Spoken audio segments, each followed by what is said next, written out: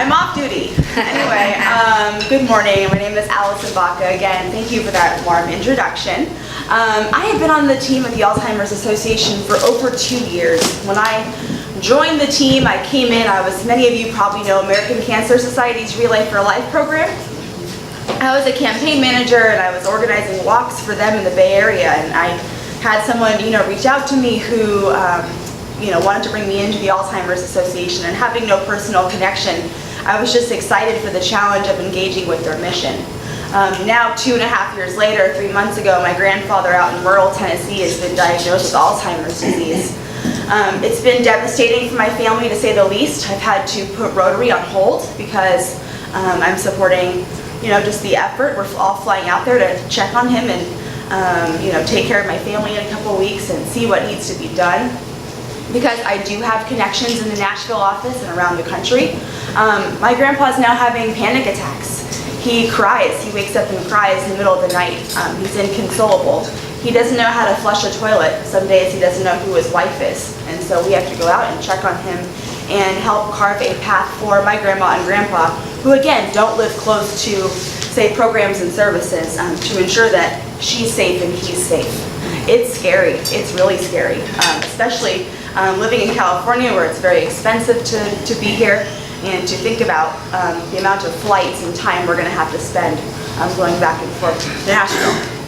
So when I say I'm here on behalf of my constituents, and we need support for families who are affected by Alzheimer's, we need support for families like mine. This is very much in my space now. Being a part of the walk team has been incredible. For many of you who know folks who have Alzheimer's or other dementias, Alzheimer's disease can be very isolating. The walk to End Alzheimer's brings that kind of isolation, that hopelessness out of the darkness and into the light. The only way we're going to move this mission forward is by engaging more people in our cause. There are so many misconceptions about Alzheimer's and what it is, what it means for a family. And that's our role, to go out and educate the community.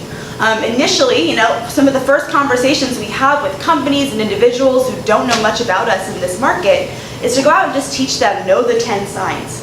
It's a program we can bring to the club, we can bring out to your companies, to showcase what are normal signs of aging versus what is Alzheimer's disease. Alzheimer's is not a normal part of aging. Just to give you a few facts and figures, 1 in 3 seniors over the age of 65 dies with Alzheimer's or another dementia. As I said before, there are over 5 million Americans, 5.4 is our latest number, living with Alzheimer's disease in the US. And it's the only disease in the top 10 that can't be, in the top 10 causes of death that can't be slowed, stopped, or cured. If you are diagnosed with Alzheimer's, eventually you will lose your cognition to a place where you won't be able to care for oneself and you will pass away.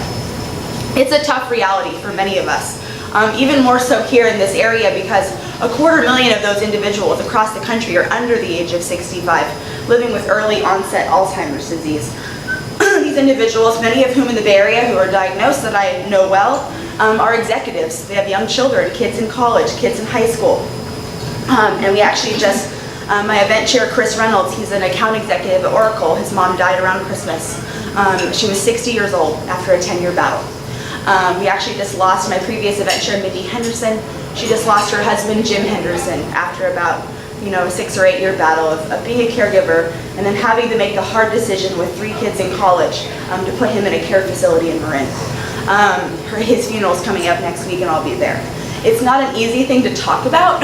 It's not really an inspirational thing to bring to you guys on a Friday morning before a fun weekend, but it is real, and it's costing our country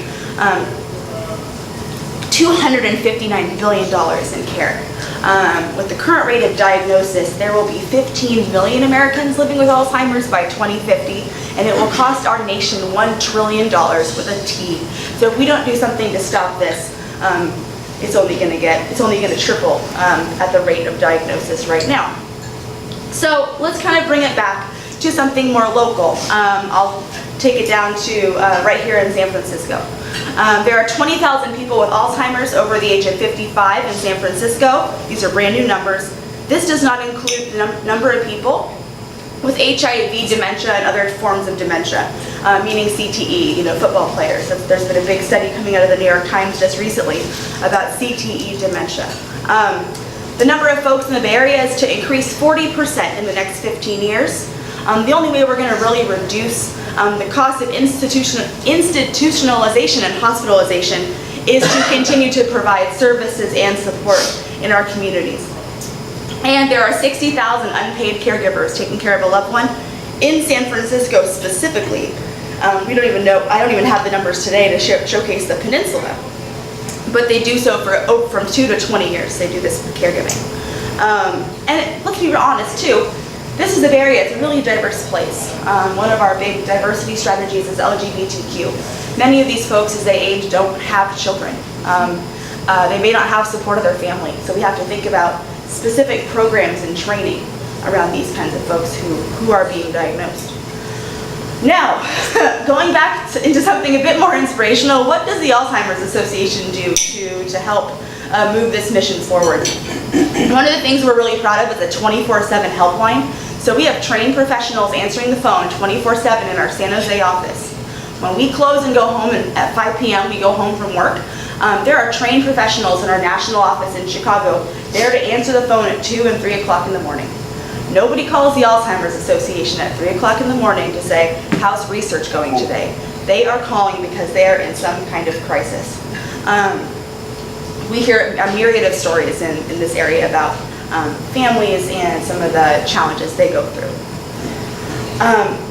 In addition, we provide care and support services. Here in the Northern California and Northern Nevada chapter, we have over 150 support groups for folks in our San Jose office and our San Francisco office.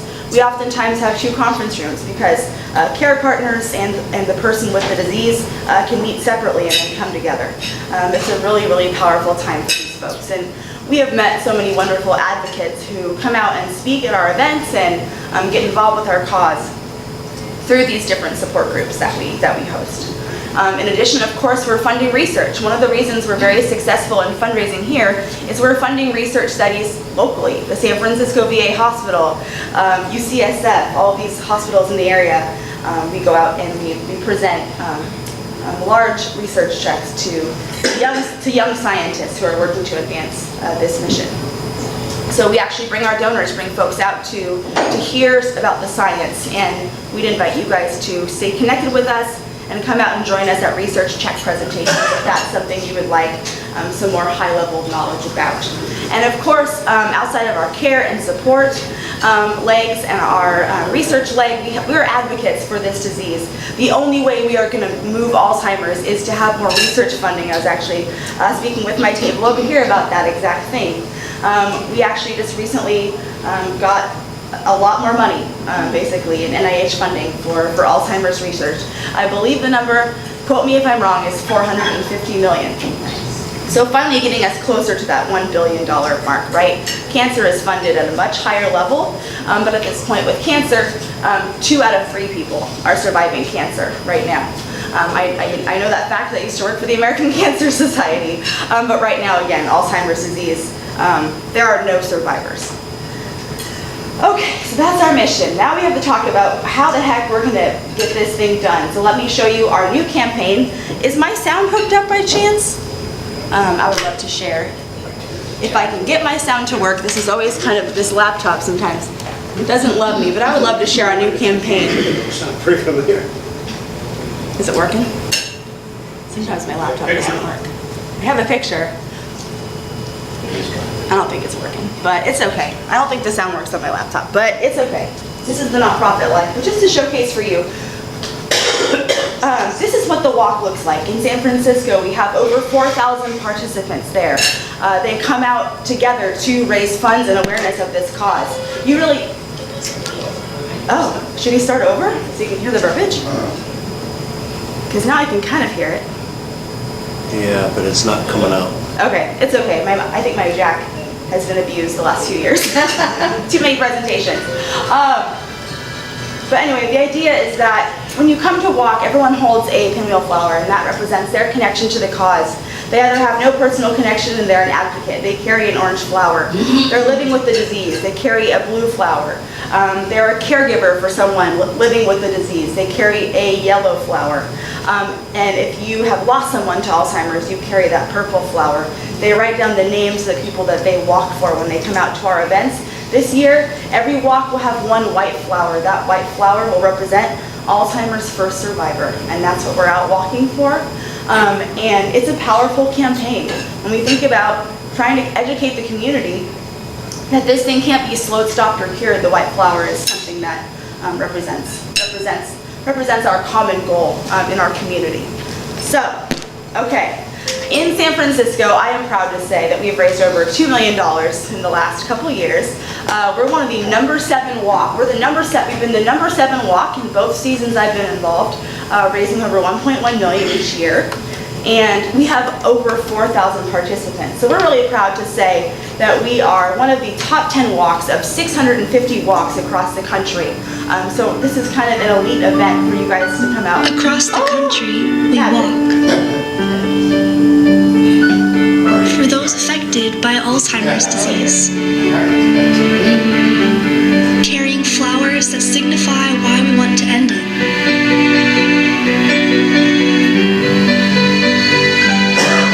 But what if, one day, there was a white flower for Alzheimer's first survivor? What if there were millions of them?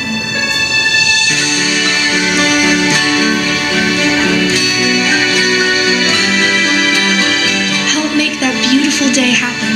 Join us for the Alzheimer's Association Walk to End Alzheimer's, the world's largest fundraiser to fight the disease.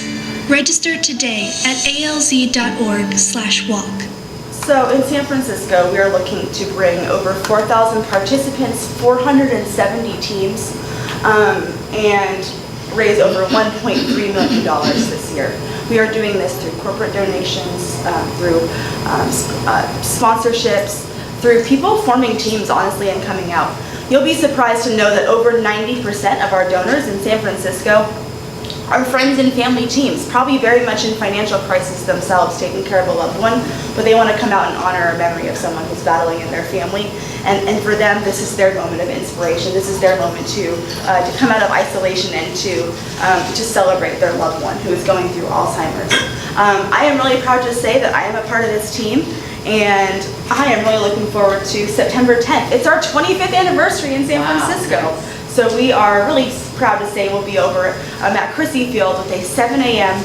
check-in, 8:30 a.m. promise garden ceremony, and of course a 9 a.m. walk for a 1 and 3 mile route. I'll skip that one, but we have great incentives for folks who get involved. That's what it looks like in the city. It's incredible to come out and be a part of. Being that I was a Rotarian in SF Evening, I have connections with SF number 2. They're going to bring out all the interactors and Rotarians and Rotaractors across the city to come out and do a day of volunteerism at the event. So they brought over, I think they brought over 60 people last year, and they have intent to do even more. But it takes 700 people to make this thing go. We need parking attendants, people to hand out t-shirts, water, all the snacks, all the different things that give these folks who raise so much money and make our event so successful, make them have a really good customer experience.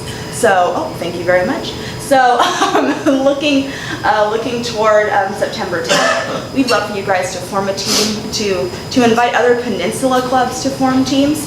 And if that's not something you guys might want to get involved in, you can come out and be Day of Volunteers. But at this time, I would like to say thank you for hosting me. I'd like to close my talk and then open it up for any questions.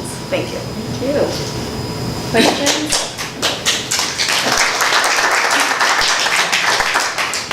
Go ahead. Do you work with the Buck Foundation out of Marin County? They're doing a lot of research on degenerative diseases. I don't know them. Okay. Actually, they're really good people. I'd have to look into it. They got a ton of bucks. Because I know folks who... The Buck Foundation. Okay. Yeah. Good. Yes. From a medical standpoint, the prospects of curing or reversing this condition are pretty much not in the cards right now. Would that be accurate to say? Mm-hmm. So is the thrust of medical research now for earlier detection and prevention? Correct. Most folks who are diagnosed with Alzheimer's or who pass away from Alzheimer's don't have Alzheimer's disease as what they died from. Many times it's when they have stroke or heart attack or something else We happens. can't hear. Oh, many of them, for those who pass away, their death certificate says something that isn't Alzheimer's disease. It might say stroke or heart attack. So earlier detection and prevention are things that we are really focused on, especially with folks who are doing public policy and advocacy. That's something that we talk about often. Yes. Are the Genentechs and the Gileads of the world involved in this, or is it mainly university? I think in terms of a local standpoint, in terms of funding, Genentech has one of the top teams in terms of fundraising in San Francisco. I'm In terms of researcher rather than fundraising. I have to get some notes and then send them back your way. Yeah. But I believe that's very true. Yeah. Any other questions? Rob? No? Oh, Rob.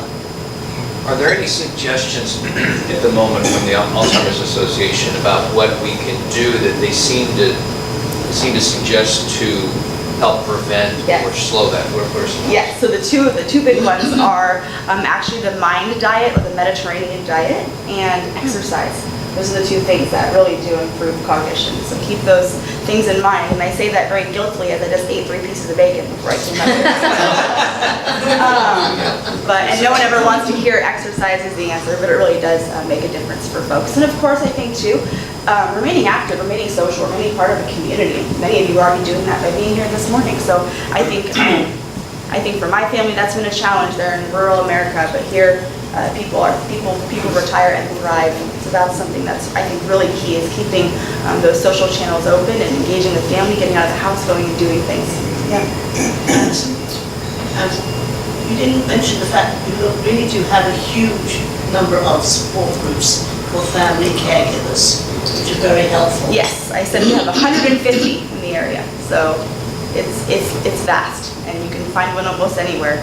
I'll be happy to give our 1-800 number so folks can connect if they need to. I didn't ask the group who has a connection to Alzheimer's or another dementia in their family. Anyone have personal connections, friends, family members? Yeah. Are you guys getting support you need? The last thing we as the Alzheimer's Association want to hear is that we wish we knew about you when our loved one was still with us. That's one of the things that we always regret to hear, and so we hope that you are connected to us if you need services. So, is it fair to say that your main contribution is supporting the support groups and the people who take care of the victims? Are any of your funds directed towards research at some university? Is there an outstanding research operation going on now that you know of that you could help out?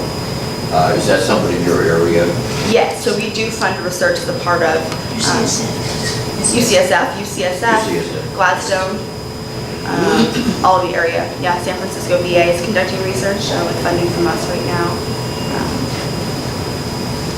You mentioned there were 10 signs to watch out for that would be different from normal aging. Yes. Is that something we can find on the website? Where would we send it? Yes, you can find it on the website. In addition, we can also have you guys, if you'd be interested, to come out and do a full education program. We do free programs for your company or wherever that might make sense. Yeah. Care to mention any of the more prominent ones? The 10, the list of 10? Oh my gosh, that's a good question. I'm trying to think. Okay, forgetting how to, I think it's like, leaving the house, for example, my grandfather. An example would be something we just experienced. He was brought home because he went out to pick up the mail in his boxer shorts, but he thought they were actual shorts. Jake does that all the time. Yeah. It's like, I had to double check today. you can see what they are, you can see the shape they are in your brain that says, yes, I could wear those in public, but that's underwear. You know what I mean? He can look at the toilet but not know that this thing is what makes everything go down. You know what I mean? And that's what happens. They slowly get to a place where they forget how to eat, to care for themselves, to dress. Do you want to share some thoughts as well? Yes. So many people are very repetitive in their conversation. They'll tell you something, and then a few seconds later they'll tell you exactly the same again, Yes. and again, and again. That's pretty advanced, but that's advanced. that's fairly advanced, yes. But there are so many ways of noticing. People become unable to manage their financial affairs. In fact, people in the financial world, they see this quicker than anybody else. They get scammed. People They get scammed. They make big, straight crazy decisions with their stocks or their shares or whatever. They start giving money away to people in large quantities to anyone who comes and asks them. And these are the things that are sort of fairly major. It's not any one specific little thing. It's a combination of the various things. Thank you. Yeah, Thank you. so I better stop giving money to those guys that call every day, people call my house. Yeah, you need to give it to, put it in our bucket. Yeah. Okay, I'm waiting. thank you. Don't go away. Okay, so, thank you very much. Can we give her a round?